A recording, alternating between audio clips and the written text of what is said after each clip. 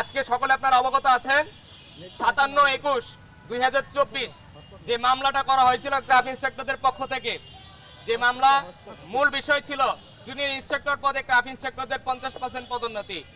এই মামলার আজকে একটি শুনানি হওয়ার কথা ছিল, সেই শুনানি আজকে সম্পন্ন হয়েছে।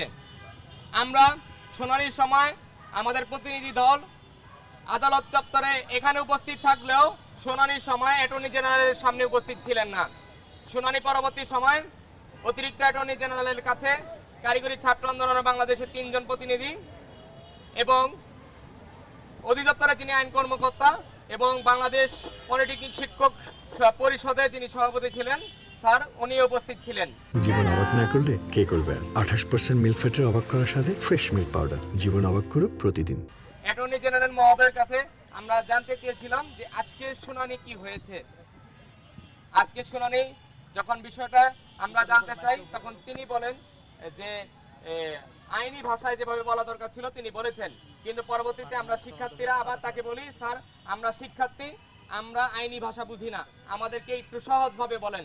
আমি জিজ্ঞেস করেছিলাম, স্যার তাহলে পূর্বের যে স্থগিতাদেশ অর্থাৎ ক্রাফট ইন্সপেক্টরদের জুনিয়র ইন্সপেক্টর পদে পদোন্নতি যে স্থগিতাদেশ আছে, সেই রায়ের যে স্থগিতাদেশ ওটা কি বহাল রয়েছে? স্যার এই বিষয়টা কনফার্ম করেছে যে স্থগিতাদেশ বহাল রয়েছে। তারপর আমরা জিজ্ঞেস করি তাহলে বর্তমানে ফলাফল কি, তখন স্যার বলেছে এই মামলার আবারও শুনানি চাওয়া হয়েছে। অর্থাৎ শুনানি কখন হবে এই বিষয়টা কোনো নিশ্চিত নয়, এবছরও হতে পারে, পরবর্তী বছরও হতে পারে। এর পূর্বেই আমরা যখন আদালত চত্বরে হাজির হই তখন আমরা আমাদের 2 জন পরিচালক মহোদয় এবং আমাদের যিনি আইন কর্মকর্তা আছেন অধিদপ্তরে তার কাছ থেকে জানতে পারি যে আজকে মামলা নিষ্পত্তি হওয়ার পথে ছিল। তখন 10 জন আইনজীবী সুপারিশ করে পরবর্তী শুনানির ডেট চেয়ে বসে আমাদের জাস্টিসের কাছে। তো সেই ক্ষেত্রে পরবর্তী শুনানি হবে বলে নিশ্চিত করা হয়। এই ক্ষেত্রে আমাদের অতিরিক্ত অ্যাটর্নি জেনারেল মহোদয় আরেকটা বিষয় নিশ্চিত করেন যে এই মামলা নিষ্পত্তি হওয়ার আগে বা শুনানি হওয়ার আগ পর্যন্ত জুনিয়র ইন্সপেক্টর পদ এবং ক্রাফট ইন্সপেক্টর পদে কোনো প্রকার নিয়োগ সম্পন্ন হবে না, যা আমাদের কারিগরি সেক্টরের জন্য একটু ক্ষতিকর দিক।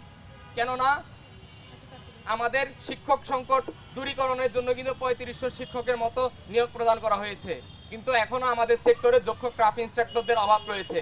আর আমাদের আরও শিক্ষক নিয়োগ প্রদান করা প্রয়োজন, কেননা এখনো আমরা দেখছি অনেক পলিটেকনিক ইনস্টিটিউট সরকার কর্তৃক নিয়োগপ্রাপ্ত শিক্ষকদের দ্বারা সম্পূর্ণ ক্লাস কার্যক্রম চলমান রাখতে পারতেছে না, এখনো অতিরিক্ত বা অতিথি বক্তা দ্বারা শিক্ষা কার্যক্রম চলমান রাখতে হচ্ছে। তো সেই ক্ষেত্রে এটা আমাদের সেক্টরের জন্য অনেক ক্ষতিকর।